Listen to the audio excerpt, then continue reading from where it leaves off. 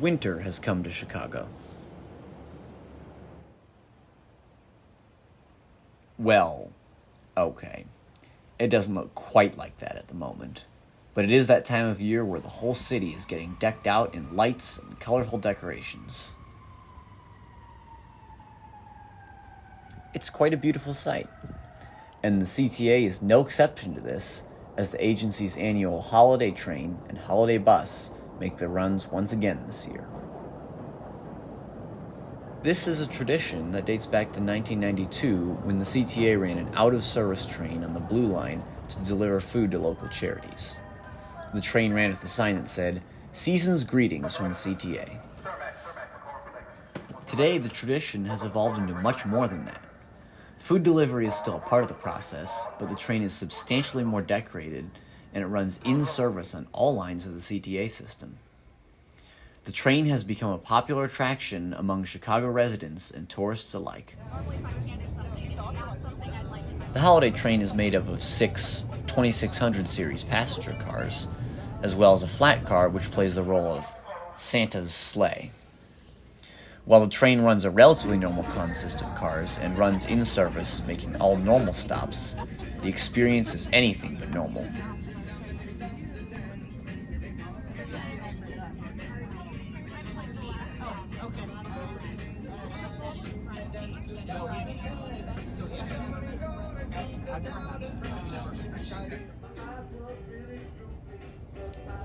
The train cars are, of course, heavily decorated.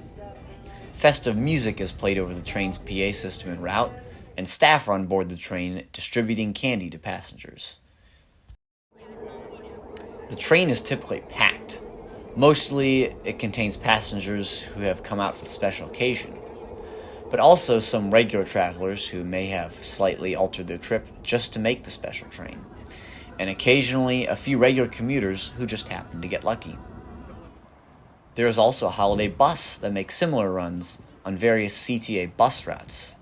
Sadly, there were issues with the bus tracker on the day that I was out, and I didn't get the chance to see it.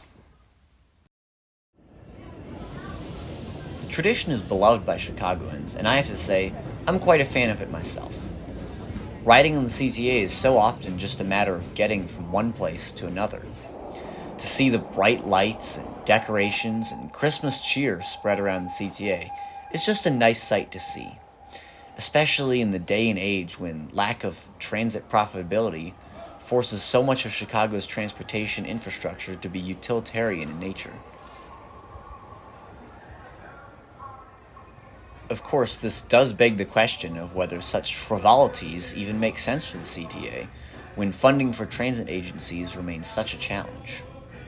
In fact, this was the exact thinking of former CTA President Frank Carusi when he proposed to eliminate the tradition in 2004 over budgeting concerns. However, the fact is that the train is operated at virtually no cost to the agency. The decorated train is reused from year to year. The train runs in service, meaning that the operating staff are normal on-duty CTA operators, and the remaining staff on board the train are volunteers. So all told, the only expenses on the CTA's part are smaller things like candy and other small decorations that can't be reused. It's hard to imagine that this expense comes to much more than maybe a few $100s. Compare this to the level of expenses of current ongoing CTA service improvements. One major ongoing improvement is the need for increased service frequency, which in turn requires more staffing, which can't be done at any substantial level without the cost of at least several $100,000.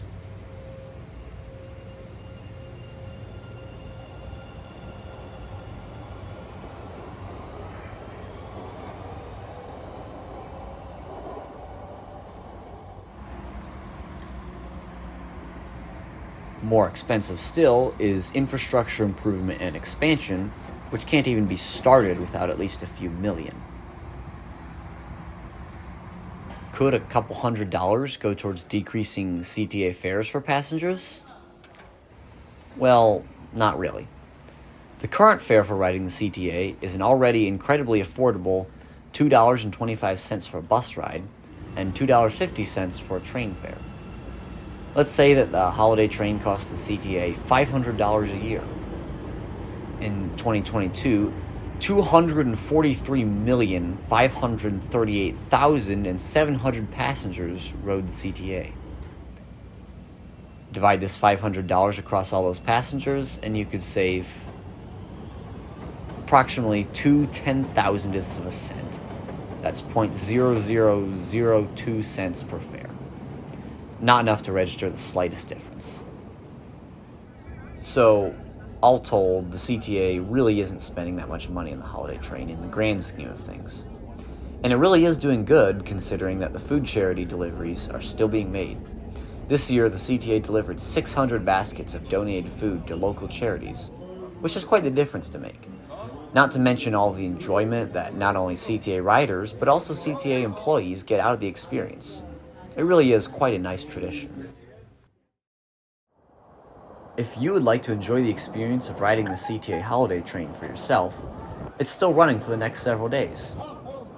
Over the next week, it'll run on the red, purple, pink, and blue lines.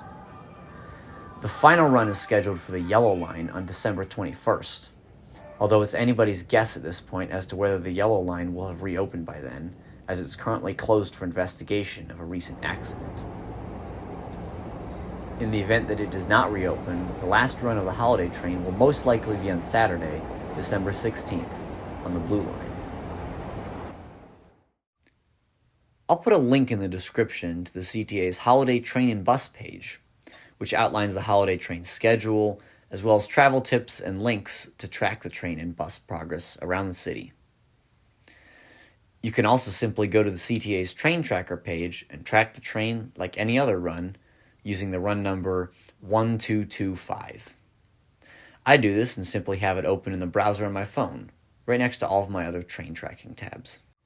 Admittedly, it seems to be having a few errors, as you can see here.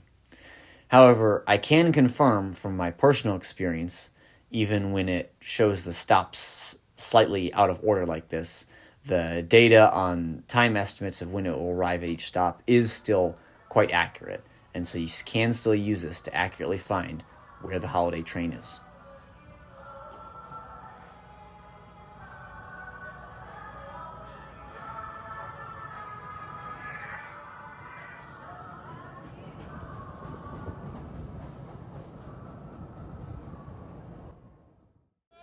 So, go take a look at the schedule, find a time that the holiday train is coming near you, grab your Venture card, and get out there and take a ride. It really is a fantastic experience, and I highly encourage everyone to try it out. Thanks for watching. I'll see you next time, and have a Merry Christmas.